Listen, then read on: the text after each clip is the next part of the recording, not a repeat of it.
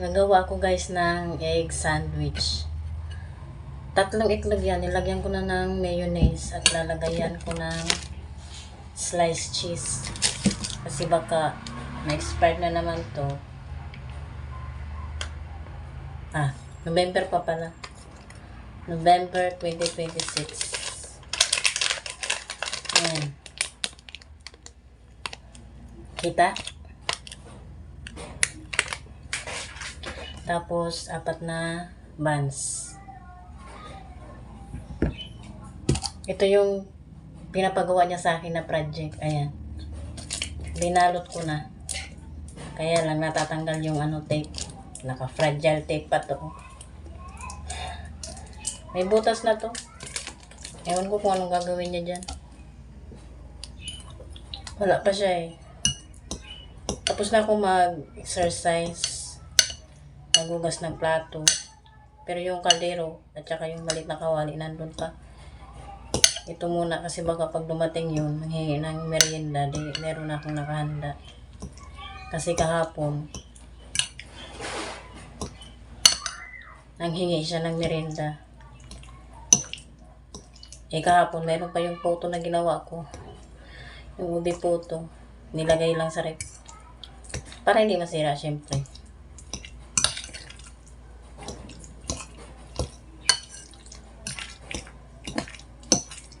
Gawin ko muna to guys. Wala pa yun kasi nabili pa yun ng ulam na lulutuin. Sorry.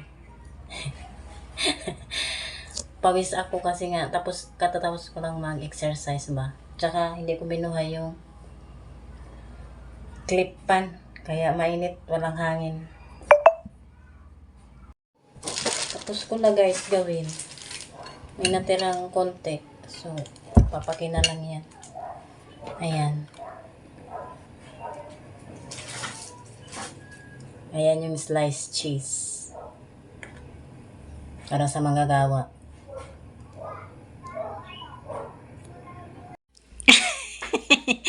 Ayan na si Sister Hawagat. Sino yan? Wow!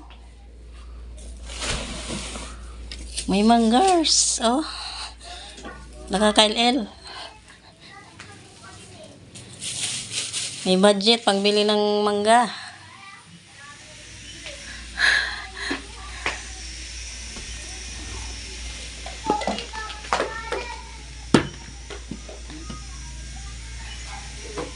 Labahan.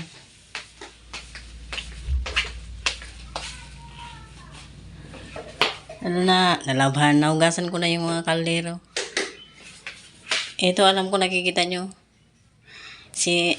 Niluto ko kasi yan sa may kalandi uling kaya nagkaganyan. Hindi na natanggal. Pumasok yung pusa kanina. Saan? Diyan may bato pala dyan sa Bato?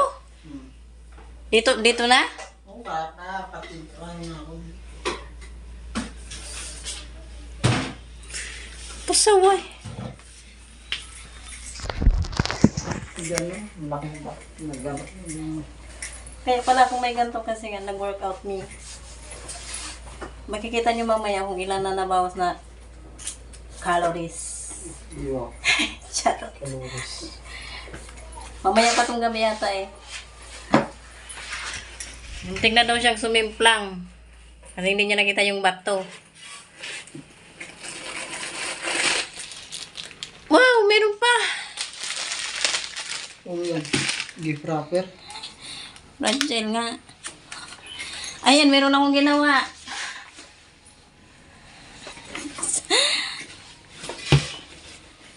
Nag-grocery. Spread naman to. Meron pa yun, oh. Pancit canton. Maligo muna ako, bes. Sa maligo hapon. Siyempre. Oh, pang piggy bank.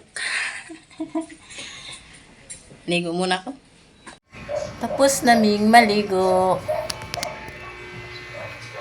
Yung isa na sa opisina. Tapos na rin siyang kumain.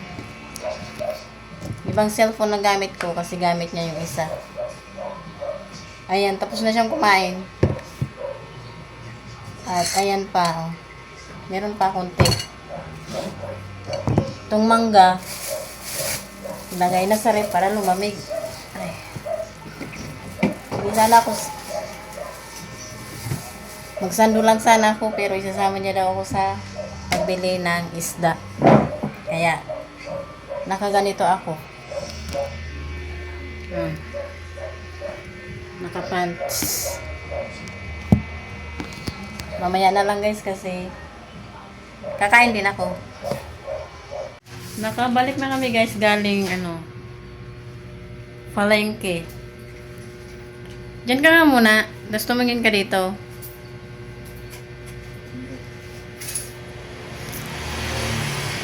One, two. Thanks. Meron pang sinigang. Kalang ba? Kalang ba? Di ba? Ito ang aming mga binili. Dito tayo sa kusina. No, ayan o, ayan yung hinugasan ko kanina. Ano ba yan?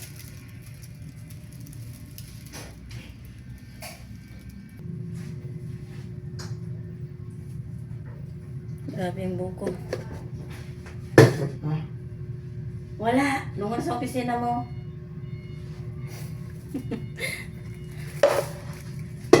Tapos pa kinabangan na yun, no?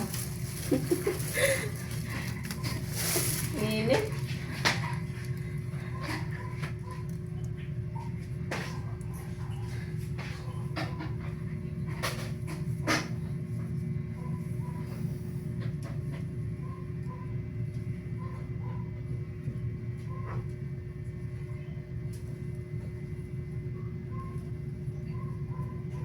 Basta pa buko.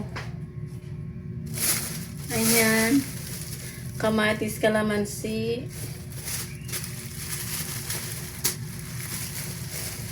Labuyo, siling labuyo. Pechay. Kangkong.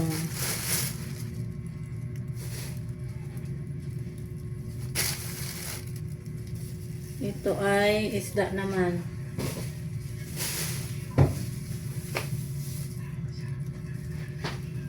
Bangus.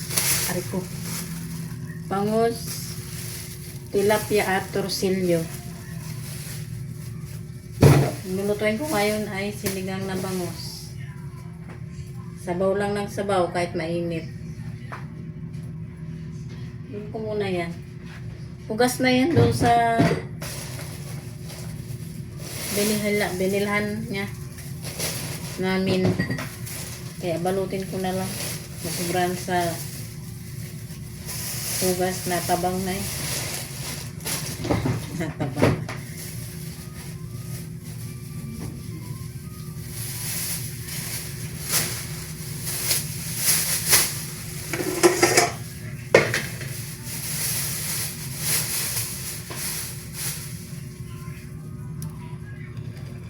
Wala mo kayo makita dyan, puro hugas ha. Ayan o, torsilyo.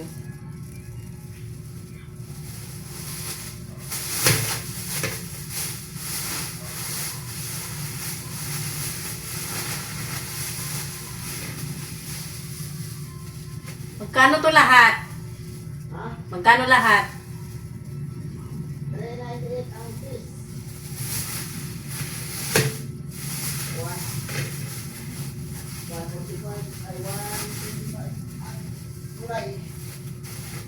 398 yung itong isda, tatlong klase. 140, 145.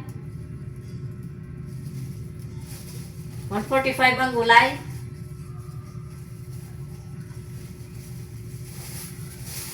$145 to ata.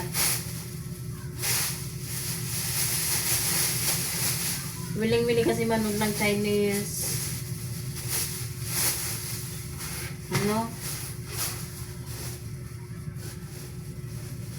Mga Chinese iklabo. Kaya hindi na makaintindihan. Ano ba to? Ano ang tali nito?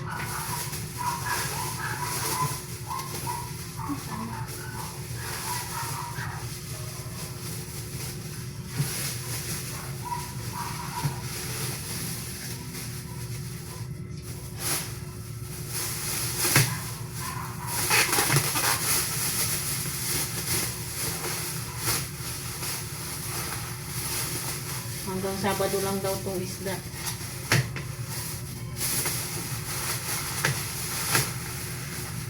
Ano ba ngayon? Wednesday. Ito Wednesday. Thursday. Friday. Hanggang Sabado yung manok na minarinig ko, hindi ko pa naluto.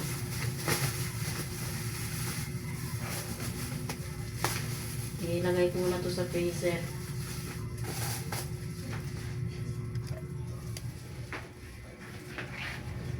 Kayo ba? Anong ulam nyo dyan sa inyo?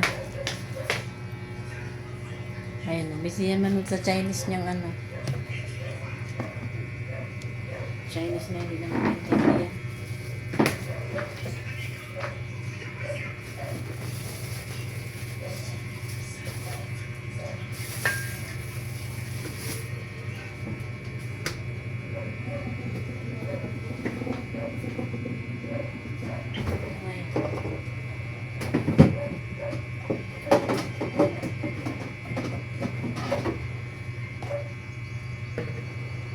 Sapin. Sapin. Mga mawasapin nito.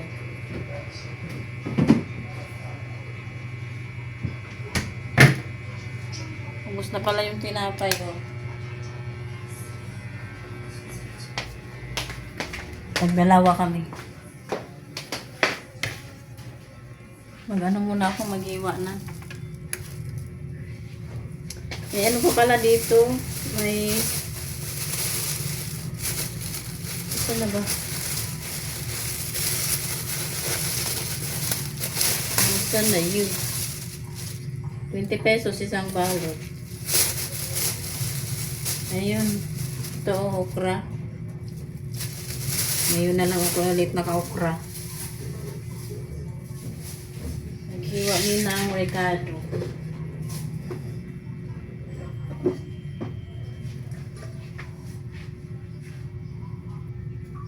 Itong may, ayan, yung may marking.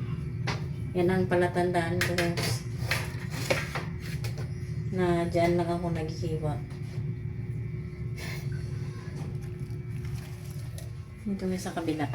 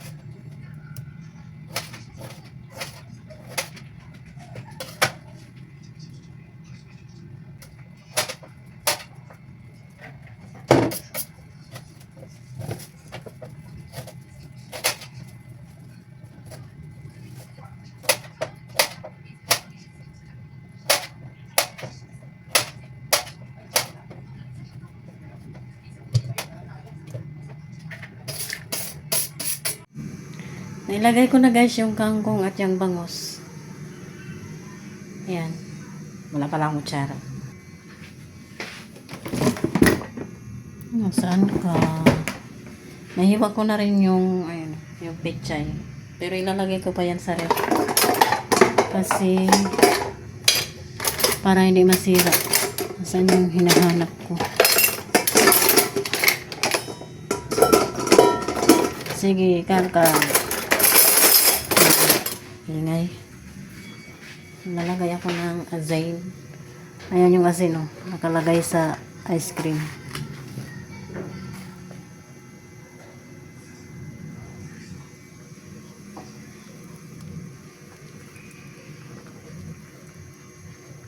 Kayo, anong ulam niyo dyan? Mag-share naman kayo ng mga ulam niyo.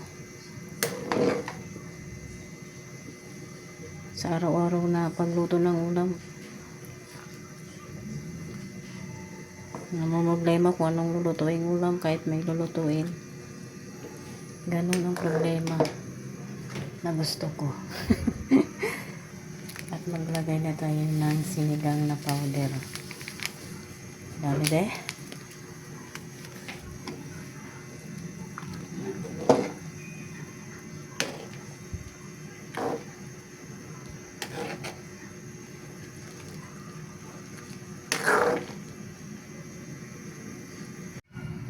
Ayan ko munang kumulo yung sinigang.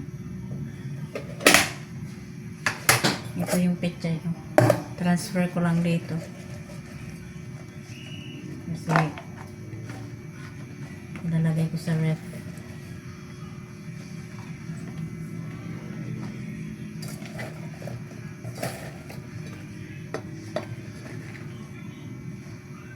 Hindi pa naman masyadong babago yung presyo ng gulay. Ay, yung kamatis pala. Hindi naman masyado. 25 yun nung nakaraan. Doon sa binila namin may choices. Isang, yung nasa baba, 30. Yung maganda-ganda pang itsura, 40. Ay, pinili ng asawa ko sa 40. Ayan. Yung sinigang yan na powder, yung brown na yan. Pakulayin ko muna yun. Kasi nalagay ko sa ref. Ito na rin yung itlog na pinakuluan ko kanina. Yan yung tira na pinangpalaman ko sa tinapay. Yung minash na itlog.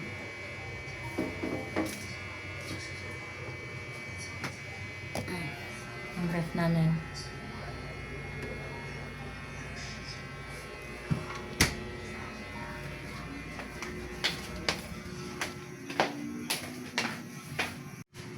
Luto na guys. Basic na lang to sa akin.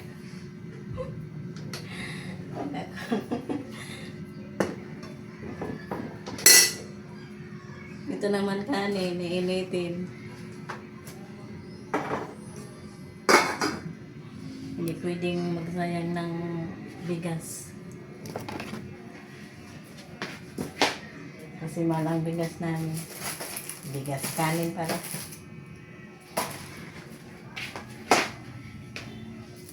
Ito, hindi ko pa naayos. Baka bukas na yan. Diba? Parang may gawa bukas. Hindi pwedeng ubus-ubus ang gawain. Dapat yung napipressure ako. Charot. Ang dami-dami kong gagawin. Hindi ko naman nagagawa.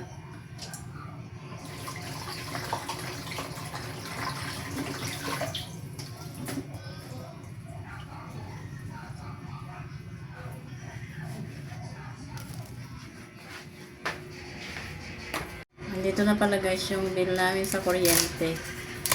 Sabay-sabay nating alamin.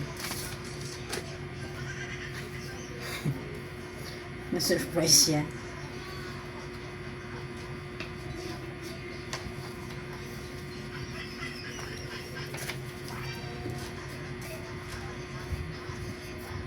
Ayan siya, oh. March 20 ang ano, Judith. 887.30. Para magkatulad lang to nung, nabasa. Huli. Oops. Dito pa kasi yung huling bill eh. Ano ba to? Mas mataas pala to. Tataas din ang kuryente. Ito yung huli namin, no? No, February. 846. Mas mataas yung ngayong March. Expected na yan kasi tag-init. Aantayin ko naman yung basa talaga. Bill ng nabasa. Bill ng tubig.